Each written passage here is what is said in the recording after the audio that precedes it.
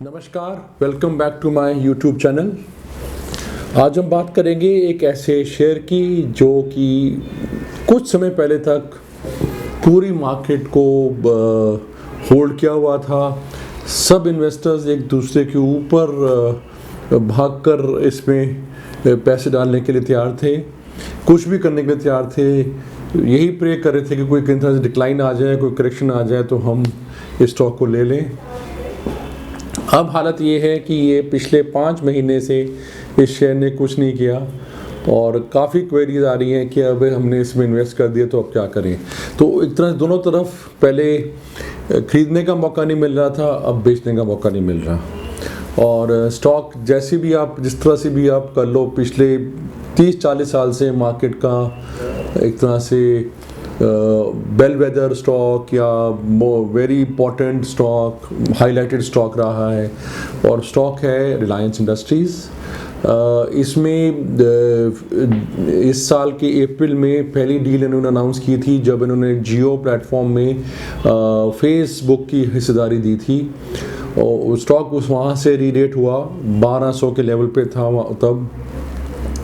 फिर एक सीरीज़ में अप्रैल, मई, जून, जुलाई, अगस्त तक एक सीरीज़ ऑफ इन्वेस्टमेंट्स अनाउंस की गई जिसमें बहुत ही दिग्गज नाम जैसे माइक्रोसॉफ्ट, फेसबुक पहले आ ही चुका था, ऐसे और कई कंपनीज़ के इसमें आए, प्लस बहुत ही दिग्गज well known investment funds, PE funds ने इनमें हिस्सेदारी दी, हिस्सेदारी ली। तो वो पूरे मोमेंटम में उस वक्त मार्केट को एक तरह से पहला जो चरण था बुल मार्केट का वो पूरे ही रिलायंस इंडस्ट्रीज़ के दम पर चला। 1200 का स्टॉक 2300 तक चला गया विद इन 5 मंथ्स, अप्रैल, मई, जून, जुलाई, अगस्त में 2300 से ऊपर चला गया। उस टाइम पूरा ये फ्लेवर था मार्केट का, इन्वेस्टर्स कुछ भी कर रहे थे कि किसी तरह से ये कुछ नीचे आए तो हम इसमें लें। जिन जिन इन्वेस्टर्स ने बेच दिया ये स्टॉक वो अपने निर्णय को बहुत कोस रहे थे। हमने जो उस टाइम रिकमेंड किया था, जब इनिशियली जब बेयर मार्केट मार्च अप्रैल में इसको रिकमेंड किया था, उस टाइम तो ऑफ कोर्स फेसबुक की डील नहीं थी। उसके बाद जून 25 को जो मैंने वीडियो बनाया था उस टाइम में 1650 का भाव था और मैंने उस टाइम भी कहा था कि अभी भी लेट नहीं है, अभी भी हर पोर्टफोलियो में होना चाहिए। और मेरा रैशनल ये था क्योंकि एक तरह से अगर आप देखें न्यू वर्ल्ड, डिजिटल वर्ल्ड, उसका अगर आपको एक दिग्गज काउंटर लेना है तो वो रिलायंस ही होगा। उसके साथ ऑफ कोर्स उसका जो टेलीकॉम का बिज़नेस, रिटेल का बिज़नेस और जो उनका मेन बिज़नेस है ऑयल का, वो तो है ही है।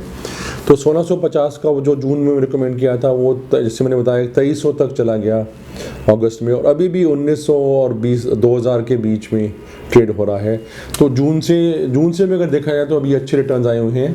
पर जो चिंता, जो सब इन्वेस्टर को चिंता हो रही है कि अगस्त के बाद लगातार 5 महीनों में इंडेक्स 11,000 के थोड़ा ऊपर था उस टाइम अगस्त में, वहाँ से 14,000 से ऊपर हो गया। तकरीबन 3,000 पॉइंट्स की मूवमेंट आ गई है निफ्टी में। पर रिलायंस जो 2200-2300 था वहाँ से गिर के 2100, 2000 और अब 1900 के आसपास ट्रेड हो रहा है। तो रिलायंस 15% के करीब टूटा है, जहाँ के मार्केट जो है वो 30% इंक्रीज़ हुई है। पर अगर देखा जाए तो इसके बिल्कुल पहले बिल्कुल विपरीत सिचुएशन थी।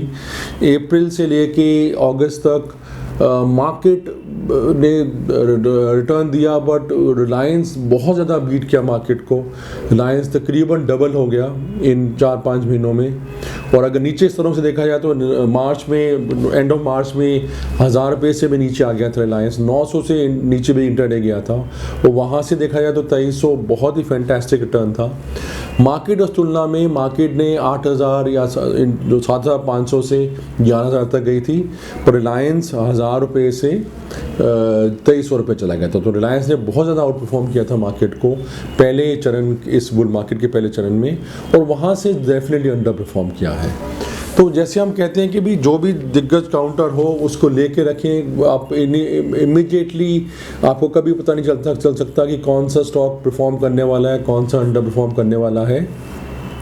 और जो इंडिविजुअल स्टॉक मूवमेंट्स हैं वो ज़रूर मार्केट के विपरीत जा सकती हैं, और एक तरह से एवरेजिंग भी होती है, क्योंकि पहले रिलायंस बहुत चल गया था, तो अब काफ़ी महीनों से एवरेजिंग एक तरह से हो रही है, एक मीन रिवर्जन हो रही है इसके प्राइस में।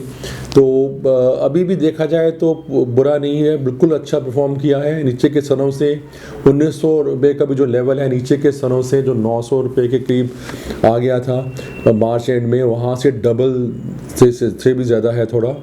और जो मार्केट है वो अभी 7,500 या 8,000 से 14,000 है।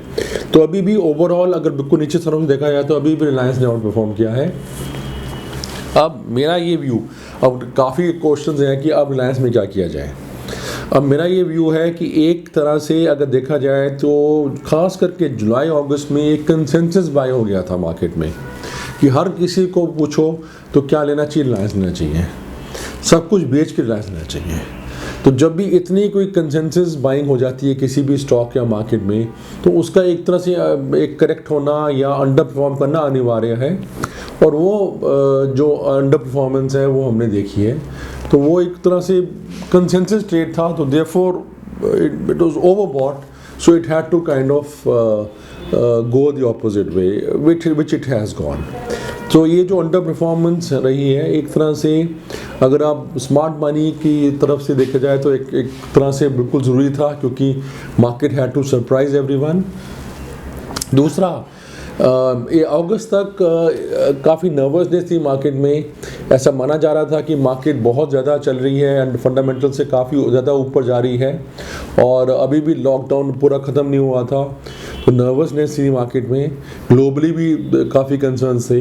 अब अगस्त के बाद क्या हुआ है कि इकोनॉमिक कॉन्फिडेंस वापस आया है, ना सिर्फ यहाँ दुनिया भर में, कि कोविड जैसा भी है कॉन्करेबल है, स्थिति नॉर्मल आ रही है, लोगों ने ट्रैवल करना शुरू कर दिया है, काफ़ी चीज़ें खुल गई हैं, ऑफिसेज खुल गए हैं, सड़कों में दोबारा रश आ गया है, फेस्टिवल सीज़न निकल गया, न्यू ईयर्स निकल गया, तो स्थिति नॉर्मल हो गई है। तो इंडस्ट्रीज़ भी एंटरटेनमेंट हॉस्पिटैलिटी को छोड़कर बाकी सब इंडस्ट्री, चाहे ऑटोमोबाइल्स हो, ट्रैवल हो, मेटल्स हो, कमोडिटीज़ हो, सब काफ़ी हद तक वापस आ गई हैं।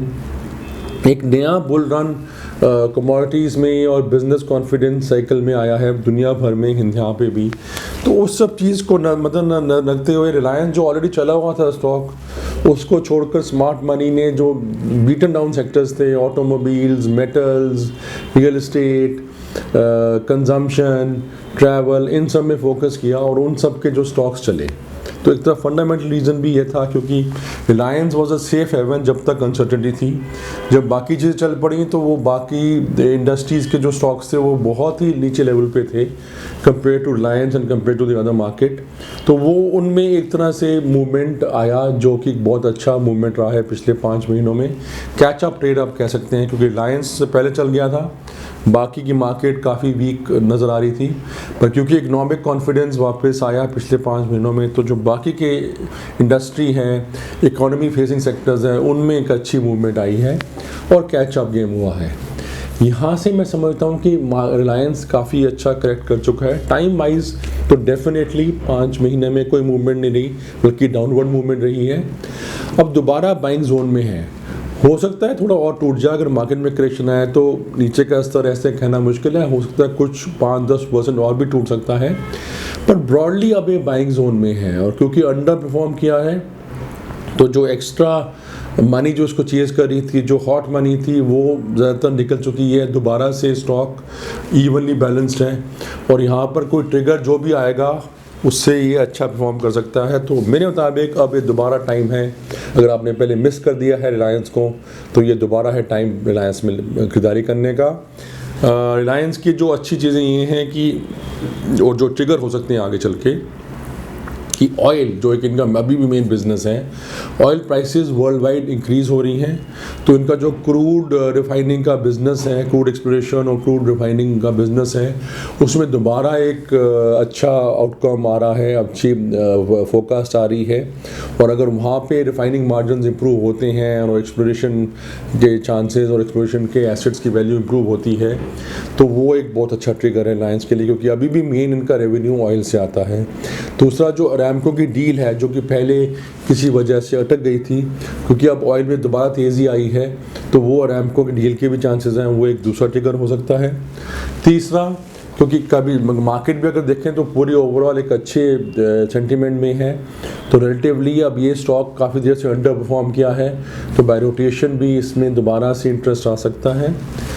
चौथा, आफ्टर फेसबुक, माइक्रोसॉफ्ट और बहुत ही दिग्गज फंड्स, जो अंतर्राष्ट्रीय फंड जिन्होंने इसमें हिस्सेदारी ली है, ये बहुत ही अच्छा प्रोफेशनल बोर्ड बन गया है, इसका प्रोफेशनल प्लेटफॉर्म बन गया है रिलायंस का, जिसके अंदर तक आप देखा जाए तो काफ़ी डाइवर्सिफाइड इंडस्ट्रीज़ हैं, telecom, new economy, digital, retail और ऑफ कोर्स ऑयल बिजनेस, और उसमें बहुत अच्छी जिस तरह से हिस्सेदारी आई है बाकी कंपनीज़ में से, और अगर अरामको भी आगे चल के आ जाती है तो एक बहुत ही आप कह सकते हैं कंपनी जो कि बहुत ब्रॉड बेस्ड है industry wise, share holding pattern wise, और प्रमोटर का जो रिस्क है वो मिनिमाइज़ हो गया है इस सब होल्डिंग के बाद।